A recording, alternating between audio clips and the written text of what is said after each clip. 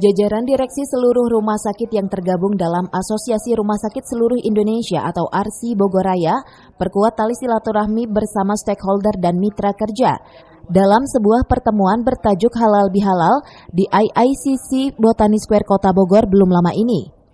Pertemuan ini pun sekaligus untuk lebih memastikan ARSI menyambut akreditasi pada tahun ini.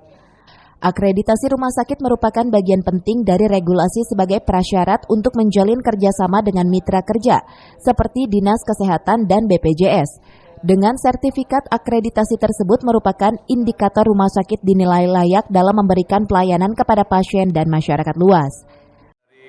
Acara Halal Bihalal kita selain mendekatkan sesama direktur rumah sakit di wilayah Bogoraya, kota dan kabupaten, juga kita menjalin kerjasama dengan mitra-mitra kita, dengan regulator kita yaitu Dinas Kesehatan dan BPJS. Jadi dengan adanya tema besar kita adalah mengusung untuk persiapan akreditasi, mudah-mudahan nanti rumah sakit yang ada di Kabupaten Bogor, baik itu rumah sakit swasta dan negeri, sudah siap menyongsong akreditasi di tahun ini.